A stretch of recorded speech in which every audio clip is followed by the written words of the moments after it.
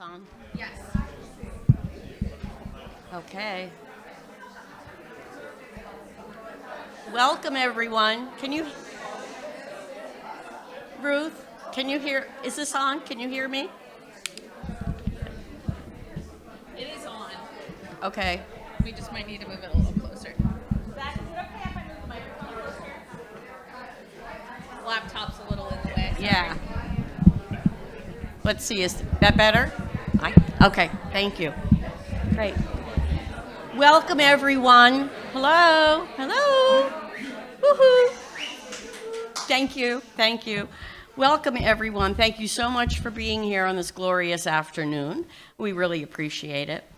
Our first order of business this afternoon will be to approve the minutes from the 2024 annual meeting. Do I hear a motion? In a second. Is there any discussion, corrections? There being none, I'll ask for a vote. All in favor, please say aye. Aye. Anyone opposed? Thank you very much. I'm going to take this time to turn the meeting over to our treasurer, John Mitchell, who will give you a brief overview of where we are financially. Thank you, John. It's okay, I'll take your seat. I think I got to get this up a little higher Oh, yeah. without. Susie and I don't really need the height. There we go. Okay. Thank you all again. Thank you all for coming. My treasurer's report is going to be short because 2024 was a good year for the Historical Society. So I'll move right into the budget report card, which, excuse me, in 2024, our income was approximately $20,000 over the budgeted amount. Our expenses were approximately $5,000 under the budget. So our net operating income was approximately $25,000 over the budgeted amount. It was a great job by the administrative staff at the Historical Society because it's not easy. In March of 25, the board approved the payoff of the mortgage for the Grindle House. The feeling was that because of the somewhat uncertain events of 25, that the Historical Society would be in much better shape if they did not have the expense and the obligation of that mortgage. And so the mortgage was paid off. The first half of 25, our year-to-date income was off slightly from 2024, but so was our expenses. So our net year-to-date so far this year is approximately $15,000 in the black for our net operating income.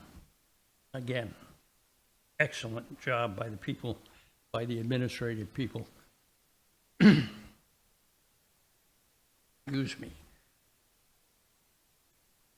Bangor Savings Bank's wealth management group, with oversight from the from the Finance Committee, continues to manage the endowment. The endowment for 2024 gained a modest gain of slightly under 2% in market value. 2025 has not been kind at all to the endowment. The month of April saw a very sharp decline in market value. Anybody who was involved in the market knows that April was awful. And it's taken them the endowment lost approximately 9% of its market value at the end of April. However, since April, things have been improving, steadily improving, slowly, and the prospect for continued improvement is good.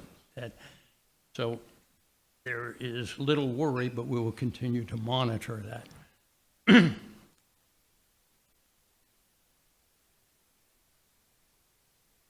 With continued monitoring by the Historical Society staff and the Finance Committee, both the budget and Bangor Savings Bank's wealth management people are, excuse me, are, can't read my writing. The Historical Society picture, the overall financial picture for the Historical Society, I'm very confident to say that right now it looks very good. There is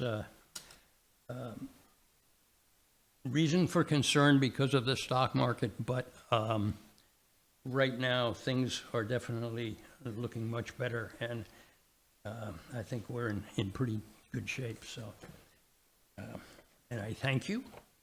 And I told you it was going to be brief, and it is. Thank you, John. Very much.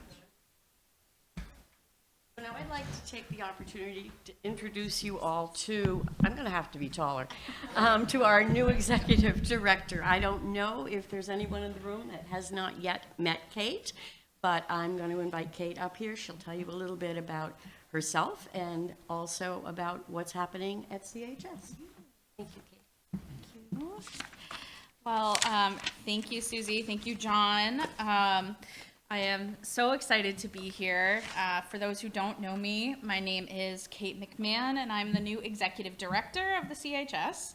I started here in mid-June after 11 years at the Smithsonian National Museum of African American History and Culture, where I was the historian of global slavery. And I'm just really happy to be here. I have a bachelor's degree and master's degree from the University of Southern Maine, and I received my PhD in history at Howard University in Washington, D.C. I will be giving you an update on what the Historical Society has accomplished since our last annual meeting in 2024. As a reminder, each January we mail a printed annual report with reports from each committee, so you can expect that in January of 2026. If you did not receive one, we have some copies for you over here, as well as copies of the visitor and other things for you to look at and renew your membership if your membership has lapsed. So as the new executive director, having replaced the inimitable Lisa Simpson-Lutz after her retirement this year, I am so thrilled to be here with you. The CHS community has been incredibly welcoming and helpful, and I look forward to many years of working with you at this incredible organization. This year, we were incredibly lucky to enter our second year of our history exhibition, A History of Castine in 40 Objects. The exhibition uses objects from the CHS permanent collection, many of which had never been on exhibit before, to tell the story of Castine's history. We've welcomed over 4,000 visitors to the exhibition since it opened, which is really wonderful. Work continues behind the scenes on the permanent collection, headed by our collections manager, Jules Thompson. Jules has been working with our volunteers, including Penny Carlahan and Lisa Simpson-Lutz, to continue processing and digitizing our collections.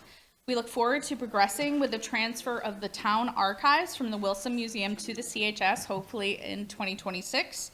This will be a large project that will entail significant staff time and resources to accomplish, both in terms of properly stabilizing and archiving these materials, as well as bringing these into our collections database software. We'll continue to seek financial support of both donations and grants, as well as volunteers to help us with this project. We strongly believe that these materials will make a great impact on researchers who come to us wanting to learn about the town's history. Turning to fundraising, we had a very successful senior prom fundraiser this year. organized by the Development Committee led by Mary Dearborn. Our prom honored longtime CHS supporters and champions Ruth and Ken Shear. The night included a silent auction organized by Ellen Plato with many incredible experiences and items up for grabs. Everyone enjoyed the vintage cars, dancing, and the perfect summer night at Julia and Brooke Parrish's barn. The funds raised during this event go to support our exhibitions, educational projects, and collections care. The CHS Education Committee continues to support our community engagement and educational initiatives, including our walking tours and work with the Adams School.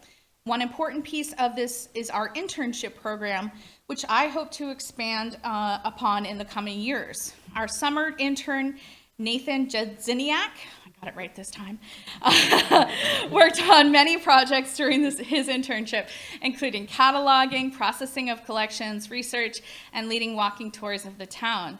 He also curated a pop-up exhibition that will be at the Witherly Library in September on the Eastern State Normal School, which is now the site of the Maine Maritime Academy.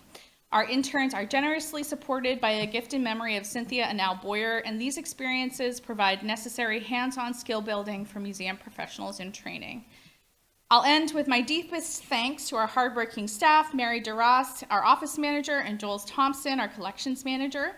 You have made my transition into the role of executive director seamless and fun, and your work keeps the CHS running. I would also like to thank the board for their belief in me and for working with me as I come to know this role. We thank you, our members, for your continued support of the Historical Society over the past year. Your good wishes, attendance at exhibits and events, and financial support has been invaluable in helping us grow and prosper as the Castine Historical Society. I'm going to turn it back over to Susie to talk about some board, and then we'll do some voting. Thank you, Kate. Oh, thank you. Well, as most of you know, we lost some very important board members over this past year so far, and I just want to say a few words about each of them. We lost Jim Day, we lost Jack McDonald, we lost Roger Moss, and we lost Mark Pelletier. Jim was President Emeritus, first elected president in 1990. Jim was instrumental in the capital campaign to preserve the Abbott School, and Jim and Layla have been extremely generous with their time and their resources for decades. CHS would not be the success it is today without that vision and that dedication. Jack McDonald served on the board from 2008 to 2020. He was the vice president 2012 to 2013 before taking over as board chair in 2014. Jack served on collections. He served as a dutiful docent for many, many years. And Roger Moss. Roger joined the board in 2009. During his time as a board member, he was on collections, finance, buildings and grounds. He generously offered his expertise along with his wife, Gail, in the details of the Grindle House renovation. Roger also served on the executive committee search when we first hired Lisa, our first executive director. And lastly, and certainly not least, I want to talk about Mark Pelletier. Mark joined the board in 2020 as chair of Buildings and Grounds. He offered his talents in so many ways. He was very involved in the early stages of planning for possible renovations of the Abbott School.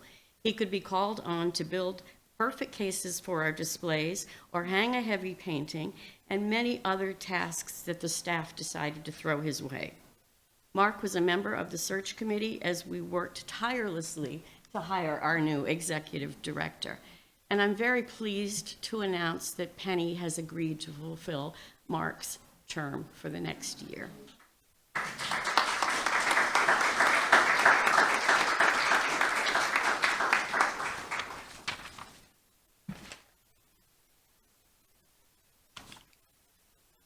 Okay, where am I here?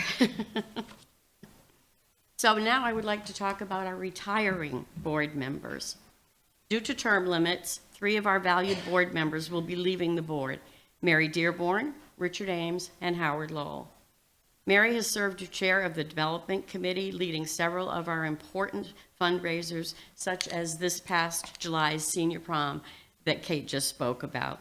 She's been on the Governance Committee and has also served on the Executive Director Search Committee. Mary will continue to be very involved as she will be co-chairing the 2026 House and Garden Tour along with Ruth Scheer.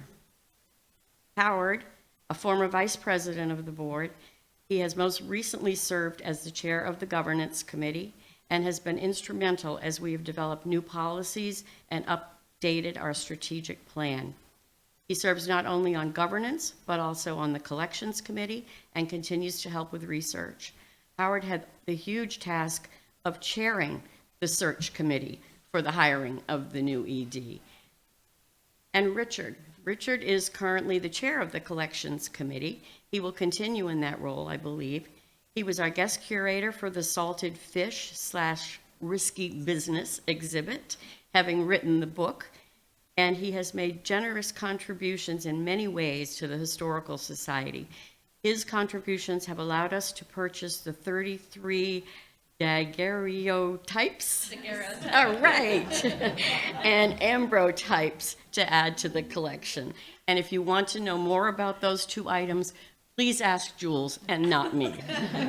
Needless to say, we are very pleased that all of these people will be continuing at some role at the Historical Society, and we are grateful for all of the time and energy and work that they have put in.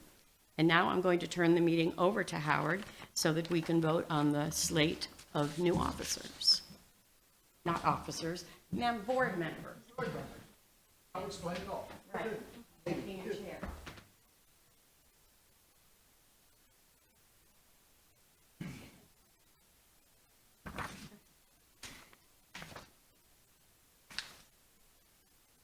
In the day of digital material, I still have a piece of paper here.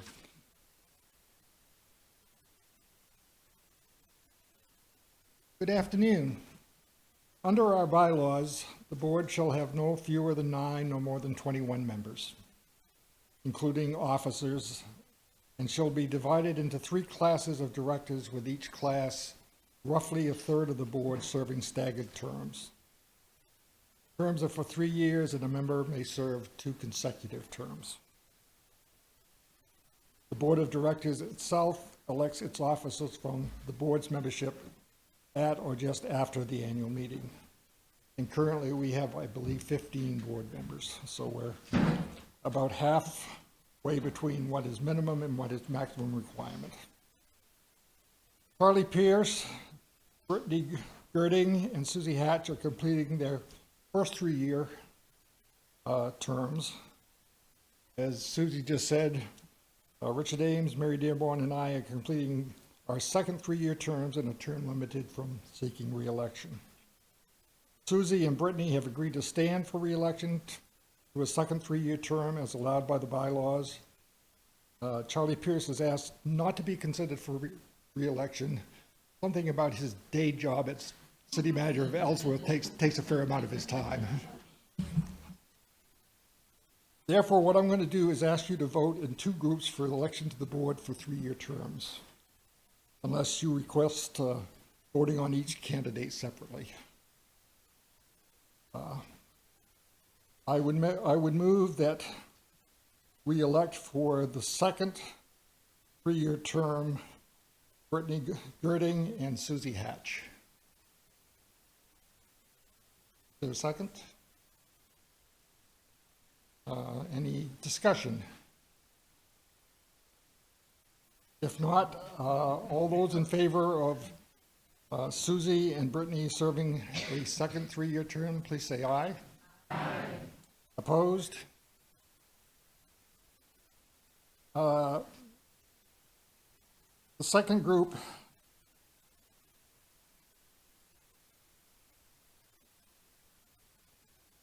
Yep, I was just looking to make sure I got the right people here.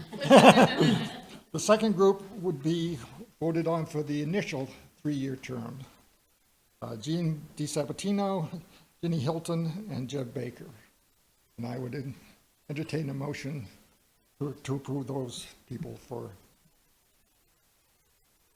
Penny is taking the place of Mark. Yeah, and that term will be up next year at this time. So Penny is already a part of the board and has no option to back out. Anyway, I would entertain the motion for Jean, Ginny, and Jeb. Move in second. Discussion. All those in favor? Aye. Opposed? Once more, the railroad train has come through. That's definitely a presidential. So in addition to the new board members that we've just elected, the governance committee as well as the board are recommending that that Ellie Benjamin be elected as an honorary director. I know most of you are familiar with Ellie and what she's done, but just a few details.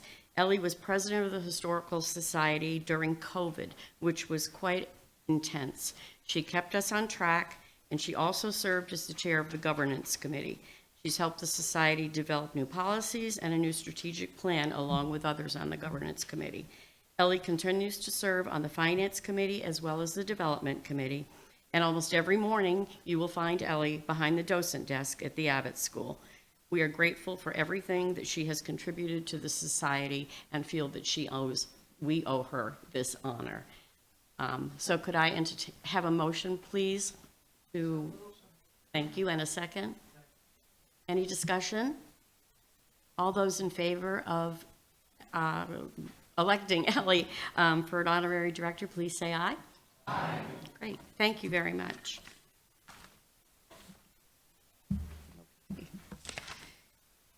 Okay, so we're gonna move on to our program for the evening. We're actually gonna start with Jules, who's gonna talk to us about some of our collections, acquisitions and highlights from this year.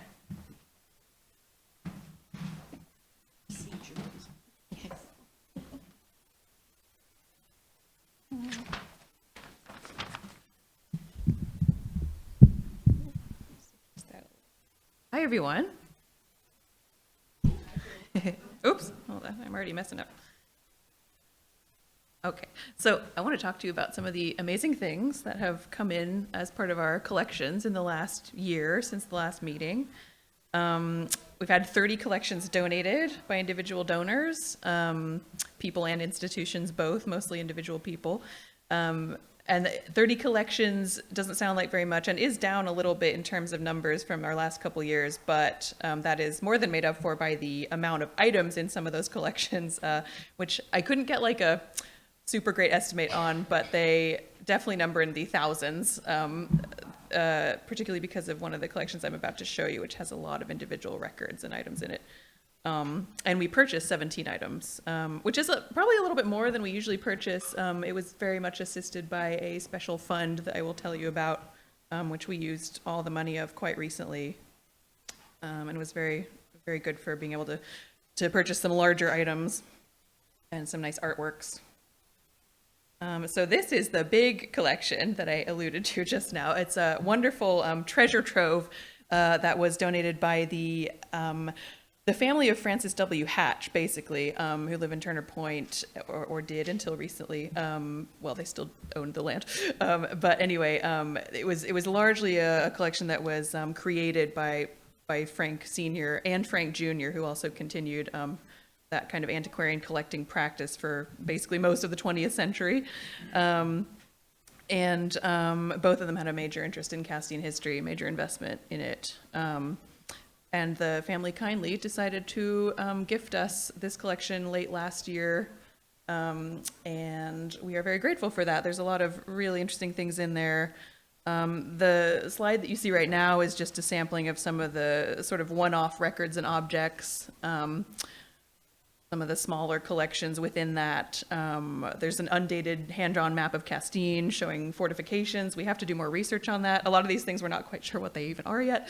That one, we're not sure who created it, and we're not sure of the date, but hopefully we can narrow that down. There's also items from the Acadian Hotel, which a lot of you might know about. It was formerly on the now vacant lot at the corner of Court and Pleasant Street in Castine, and it was torn down in 1943, but it was a huge hotel. So a really important piece of the kind of rusticator era history of Castine. And related to that, there's a sign for the buckboard service that would have carried visitors from the steamboat wharf to the hotel. There's a poster from roughly the same time period showing the boats for rental from the J.M. Dennett Company, and also several copies of the Castine Gazette. These are just a sample. There's a lot more, actually. And I forgot to mention, I forgot to put it in my notes, the little image of the Whiting family with Mary Jackson there that some of you might be familiar with. It was in the last newsletter.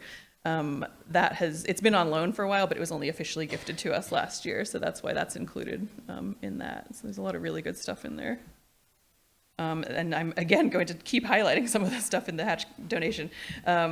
These are the record series, so there's, as you can see, a lot of archival material. I apologize for the quality of these photographs because some of them have been processed now and do not look like a jumble of papers quite like they did in these initial inventory photographs.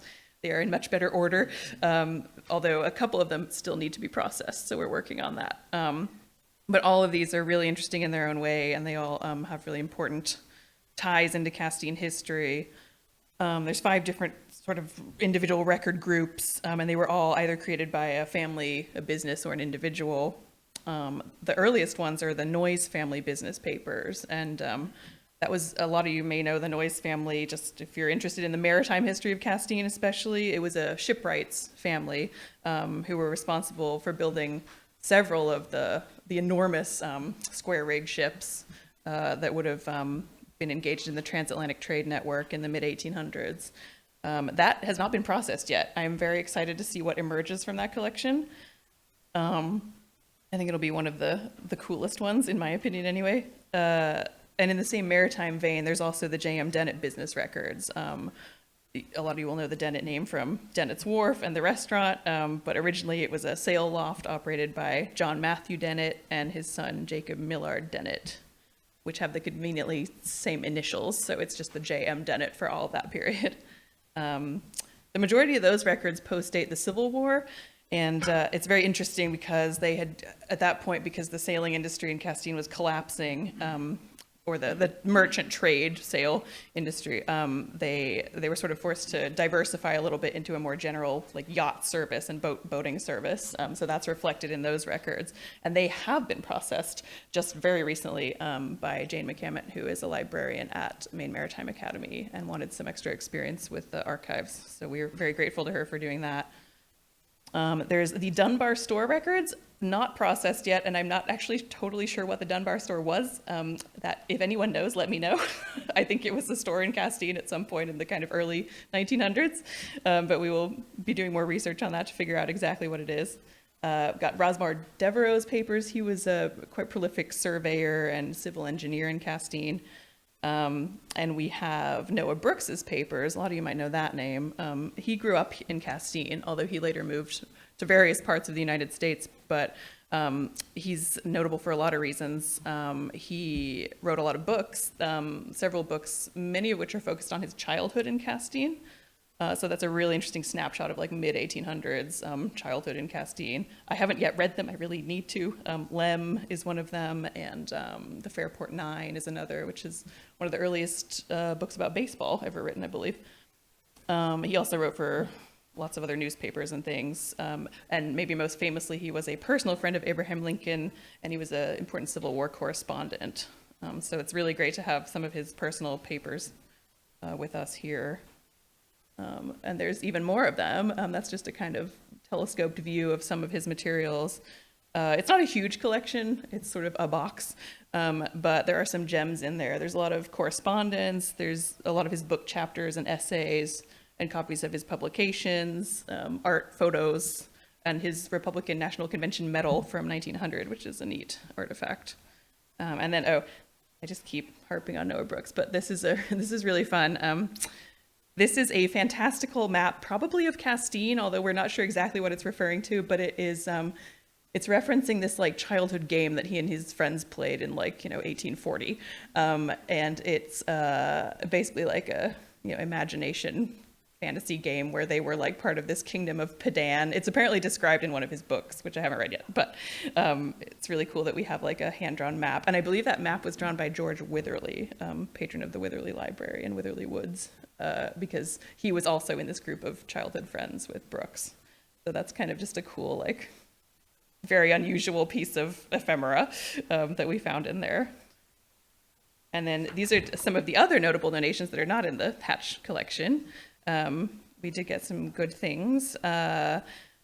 Speaking of Noah Brooks, we got even more Noah Brooks materials. This was like the year of Noah Brooks, which is cool. That is a group of 3, not ledger books, but scrapbooks, basically, of newspaper and article clippings that were kept by Noah Brooks.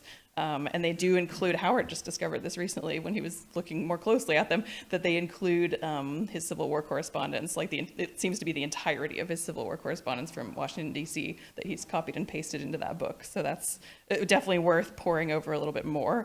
But we just kind of got them. So that's really good. We've got some Wheeler family papers donated by Shelley Small. And those, if you don't know the Wheeler family, it is the same family who wrote the history of Castine, Penobscot, and Brooksville, which is like our most comprehensive book on the history of the town. And then a stock certificate from the Castine Copper and Silver Mining Company there by Ted Lemaire. And that is a very interesting little piece of Castine and Maine history. There was apparently a sort of silver rush in Castine in the, it was from 1878 to 1882, so a very like short time frame. And I think a lot of it was kind of just like false speculation, and I don't know that they really found a lot of silver, so that's a kind of interesting remnant of that period of speculation. And this is one of my personal favorites, total surprise. This just came in with a few other items, but it's a hand-drawn watercolor, perhaps, a family tree that we believe was actually drawn by Captain Thatcher Avery, who was a kind of important early resident of Castine. He was a Revolutionary War veteran from Massachusetts who moved up here with his family and created this very sweet depiction of his several of his children. The fruit on the tree has their names and dates of birth on it, so it's just a really sweet little piece of folk art. From 1799, so also quite old. And then these are things that we purchased, and that top left one is maybe my favorite. It's also 18th century. It's a 1780 travel pass for a man called, I'm not sure how to pronounce his name, but I think it's Zebedee Lincoln. And he was a farmer actually in Tennant's Harbor. But that travel pass is a document that was produced by the British during the occupation of Castine in the Revolutionary War. And they were basically giving him leave to travel through British-occupied Maine. This was right after the Penobscot expedition, so everything was British occupied. And so it's granting him, as a loyal subject of the king, permission to pass through the British naval area and to go visit his family and collect his belongings from Tennant's Harbor. So that's just a very interesting piece of Revolutionary War history that we bought at auction. And what's the other thing on there? Interesting painting by Walter Gilman Page. It looks very brown, and it is very brown and dark. I'm not sure why it's that color, but he was a student of the Boston School of Fine Arts from Massachusetts, and he painted a lot of New England. But this is an interesting depiction of a casting mill. We're not quite sure yet what mill it is, possibly a lumber mill, but obviously on the waterfront, so that's very interesting. We don't have a lot of depictions of that sort of industrial history on the waterfront, especially not in painting, so that's a cool one. And then the yellow poster there is a winter schedule that's on display at the Abbott School right now, a winter schedule for the steamboat, the Silver Star, from 1904 and 1905. Both that and the travel pass were purchased with funds from a very generous donation from the family of William Lovett, who think it was a year ago, they gave us a significant amount of money to fund purchases for the collections. And these are also purchased using that money. It's 2 Clark Fitzgerald works. So a lot of you will be familiar with him because we had a 2-year exhibit on him. And a lot of you probably knew him personally or have sculptures that were created by him. The Bow of Life on the left there is an incredible piece that it's hard to tell scale on that, but it's about 6 feet long. It's also on display in the Abbot right now in the back sort of hallway area. And that was commissioned by Christchurch, Cambridge, and they decided to sell it to us for the high price of $500, which I think was a real steal. I think it's probably worth a lot more than that. And the other work there, those 2 different pictures of the same thing on the right there, that one of them's just rotated. That is a piece called Sister Hooks that we just acquired very recently.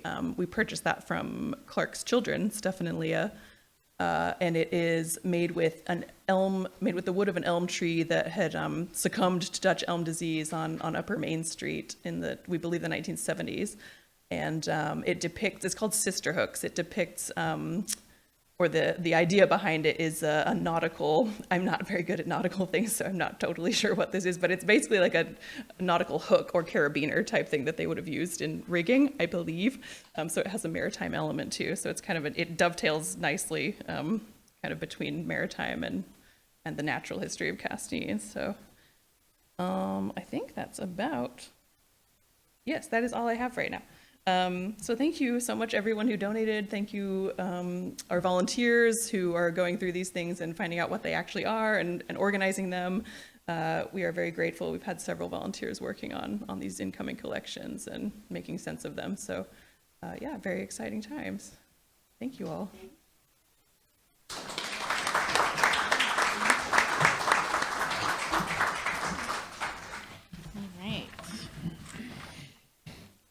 All right. I'm going to give a summary of our programs to start. So in July, we welcomed Dr. Stephen Hornsby from the University of Maine, Orono, who gave a talk called Castine and the Cultural Landscapes of the Cod Fishery, which was really interesting and gave us a really expansive view of cod fishing and how it impacted Maine and maritime Canada. So we had a good visitorship for that we had 31, I think, people come to that. And then we just had our 16th annual Pulliam lecture. We welcomed James Eric Francis Sr., who is the tribal historian of the Penobscot tribe. And he gave a talk about the Penobscot sense of place. And for those who attended, we were really lucky, and he's just such a wonderful storyteller. We had about 85 people attend in person, and then another 30 or so attend online, so some really great attendance for that as well. We still have 2 programs left this year. On September 4th, we're welcoming Dr. Liam Rorden from the University of Maine, Orono, for a talk titled, Does Anything from the Year 1776 Matter Today? So it should be really interesting going into our semi-quincentennial and then also, of course, the current political moment. I'm really looking forward to hearing from that. That will be in the Mitchell Room. If you'd like to attend, please RSVP online so we can get a head count and ensure we can fit everyone. But it will also be live streamed. And then on October 18th and 19th, Lisa Simpson-Lutz and Georgia Zildjian will be giving tours of the Castine Cemetery, which are sure to be super interesting. If you'd like to attend those, also please register online for that. Again, we had our senior prom. We have some lovely photos of our attendees here, where we honored Ken and Ruth. We raised $20,631, which is amazing. So thank you all so much for attending, for buying tickets, for donating, and for bidding on silent auction items. And I hope you all, those who won, enjoy your winnings.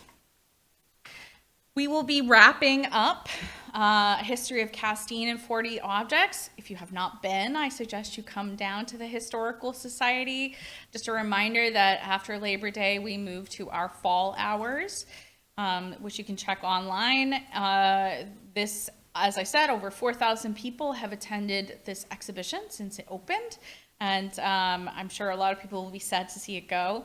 But it's going to be, hopefully we will revisit it in the future, and we're thinking about different ways that we might do that. So looking ahead, we have the House and Garden Tour next year being organized by Ruth Shear and Barry Dearborn and a whole committee of folks, including Lisa Hogan. That will be on July 24th, 2026, which is a Friday. And then we will have the gala preview party on July 22nd. Just a reminder that patrons at the $500 level or higher get first dibs on the gala party tickets, which is sure to sell out and be a kind of a hot commodity. So we definitely encourage you to think about donating to the House and Garden Tour and supporting us early and often if you can. And please let us know if you'd like to volunteer. We have lots of different ways folks can volunteer, including helping to hand out water and other ways that folks can help us. So hopefully we will be just as successful, if not more, than in years past, and hopefully it's not as hot as it was apparently last time. All right, so looking ahead, we're so excited that next year we will be opening an exhibition on Francis Hamabi. We are planning to open this exhibition on Memorial Day weekend of 2026. Francis, or Frank Hamabi, was a Japanese-American artist who moved to Blue Hill in 1947 and created works inspired by the Blue Hill Peninsula, including Castine. He developed an iconic graphic style of silk screening, which you can see here. He did a lot of these town posters. He also did covers for magazines like Down East, where he was also art director. He was also a sculptor, watercolorist, ceramicist, and even created puppets and had a puppet show that he brought all around town and also had on the local TV station. He also taught art classes throughout the area, so maybe some of you have even were lucky enough to take classes with Frank. This will surely be a fun, compelling exhibition, and we have some really fantastic programs that we are planning in development with local partners, including the Wilson Museum for next year. So please stay tuned, and if you have any of his work and you would like to let us borrow it for the exhibition, please reach out to me. We are currently working with Carl Little, who is going to be curating this exhibition, who also curated the exhibition on Clark Fitzgerald. And we are in the early planning phases right now, still collecting works to figure out what we're going to do. So please reach out if you would like to provide anything or help. And 2026 is also the 60th anniversary of the Castine Historical Society. So we are beginning to think about what that means for us. What are we going to do to commemorate this? Both in line with the other programs that we have planned for next year, and then also, as a standalone commemoration of this historic anniversary. So what's next? One of the things that I have, talked to the board about when I came in was the desire to renovate the Abbott School. As you probably know, the Abbott School is, we do not have air conditioning in the Abbott School, which you probably know if you've been there on a hot day, if you've been docenting on a hot day. And it limits us in terms of how we're able to display artifacts. If we're able to borrow artifacts and works of art from other institutions, many of them will not allow us to borrow, to take items on loan because we don't have climate control. We also have, this entire space up on the second floor that is currently used mostly for storage, and then, we do some work up there like painting plinths. So it's really a huge space that has so much potential. So we've been thinking about what we could do with this space. So we are hoping to launch a capital campaign in 2027 or 2028. We are probably going to have to bring in a consultant to help us with that, because unfortunately it is not in my skill set running a capital campaign. So, but we are really hoping that we can renovate this wonderful building, and also, you know, there's some really necessary work on the building that needs to happen, including some exterior restoration. We need to add an elevator so that the second floor is accessible to everyone. And I have some ideas about what we could do up there. One of them is a permanent exhibition that explores the Castine town history. Obviously, right now, the only really permanent exhibition that we have in the Abbott School is on the Penobscot expedition, which is great, but it only tells a snippet of our town's history. So I want to think about how we can expand upon what we started with, a history of Castine of 40 objects, and meet something that our visitors can come in and really learn about the town's history at all, you know, anytime. I also hope that we can add an area that really engages with a younger demographic for school-age children. So perhaps some sort of interactive element, something that attracts school-age children, so that we can have widen our audience and visitorship.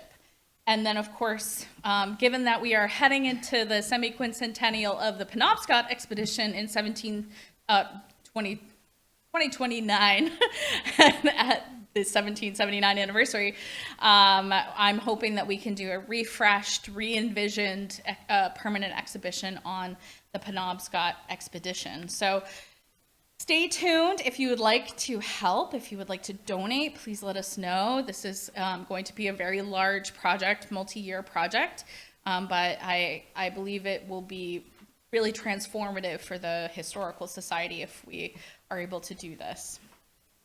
As I said, these are some of the additional things that we need to do to the building in order to make this happen. So climate control, heat, elevator, and exterior restoration work. And, you know, if you would like to help us, please reach out. And that is all we have. So thank you.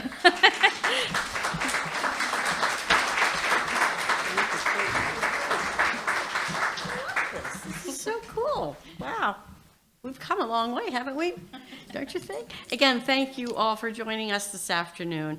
I just want to say, since this is my last board meeting, my last annual meeting as president, I want to say it's been so wonderful to have been able to work with such a dedicated staff. Lisa, Mary, Jules, and now Kate. It's fun. It's a lot of fun, but I'm ready to pass the baton.